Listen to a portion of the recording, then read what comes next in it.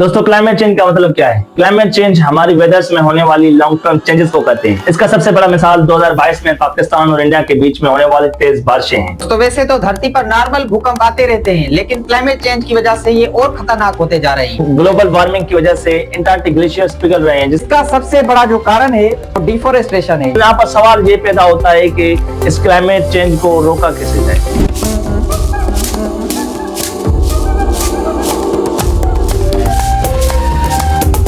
दोस्तों climate change क्या है? क्या इसकी वजह से आगे चल के ये दुनिया खत्म हो जाएगी? साल 2024 जो कि 175 सालों के रिकॉर्ड में सबसे गर्म साल माना जा रहा है, जिसने गर्मियों के सारे रिकॉर्ड तोड़ कर रख दिए, जहां पर धरती का average temperature 1.5 Celsius pre industrial level से ज्यादा बढ़ चुका है। इंडस्ट्रियल रिवॉल्यूशन के बाद हमारी धरती का टेम्परेचर और ज्यादा बढ़ चुका है, जिसको वापस प्री इंडस्ट्रियल लेवल तक लाना नामुमकिन है।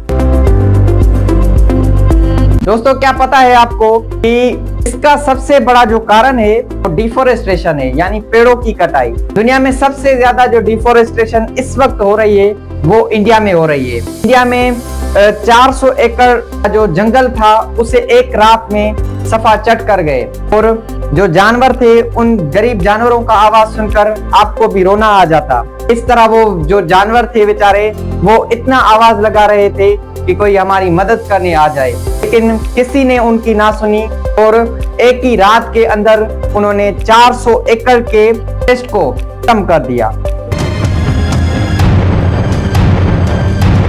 दोस्तों इसका पहला कारण जो था वो था डिफोरेस्टेशन, यानी जंगलों की कटाई, और दूसरा इसका सबसे बड़ा जो कारण है वो है वाइल्ड फायर। 2003 में साइबेरिया और रशिया के कुछ इलाकों में इतनी भयानक आग लगी कि 55 मिलियन एकर्स की जमीन जल गई और जलकर राख हो गई।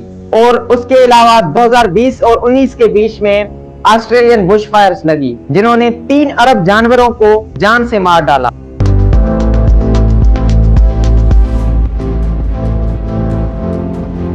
दोस्तों इससे धरती का टेम्परेचर भी राइज हो रहा है और दिन ब दिन ज्यादा वाइल्ड फायर लग रही हैं, जिससे धरती अपने आप को चेंज कर रही है और धरती का जो वातावरण है वो अब रहने के लायक नहीं बचा।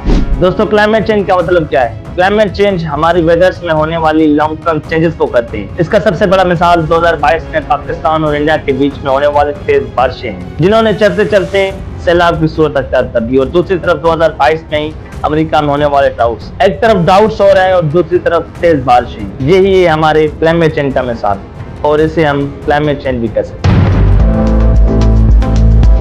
क्लाइमेट चेंज का मेन सबब है दोस्तों ग्रीन हाउस गैसेस, जिसके आम एग्जांपल्स नाइट्रस ऑक्साइड और कार्बन डाइऑक्साइड, जो कि गाड़ियों के निकलते हुए धुएं, प्लास्टिक के जलने से या फिर फायर लगने से हमारे माहौल में फैल जाती है, जो कि सूरज से आने वाली रेडिएशन को एटमॉस्फेयर में ट्रैप करती है, जिसकी वजह से हमारी धरती का टेम्परेचर और ज्यादा बढ़ जाता है। और पाकिस्तान में हीट वेव्स भी दिखने को मिल रही हैं, जो लगातार ताकतवर और खतरनाक बनती जा रही है। दोस्तों इन एक्सट्रीम हीट वेव्स की वजह से आपको हीट स्ट्रोक जैसी बीमारियां भी हो सकती हैं, जिससे आपके गले में और माथे में सूजन पैदा होगी, आपको रैशेस होंगे और आपकी बॉडी गर्म हो जाएगी। इससे बचने के लिए आपको धूप से बचना होगा और ज्यादा से ज्यादा पानी पीकर हाइड्रेटेड रहना है, जिससे आप हीट स्ट्रोक से बच सकते हैं।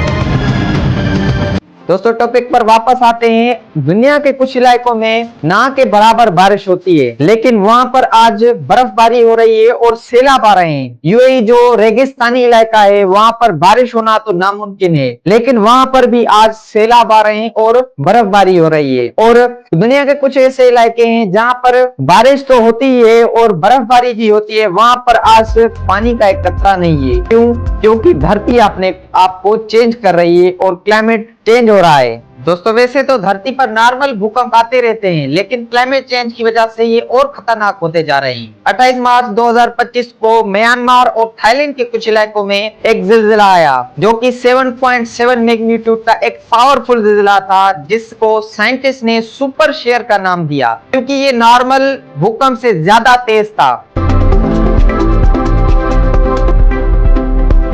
दोस्तों मैंने आपको पहले ही कहा कि धरती अपने आप को चेंज कर रही है और आपको ऐसे खतरनाक मंजर आगे जाकर जरूर देखने को मिलेंगे।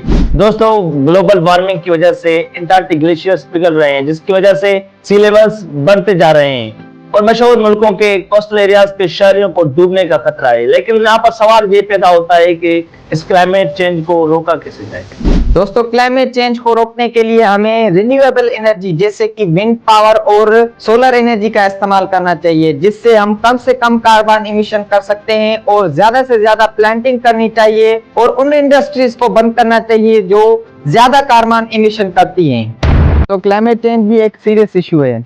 अगर हमने अभी इसका कुछ नहीं किया तो हमारी आने वाली जनरेशन को इसका नुकसान उठाना पड़ेगा।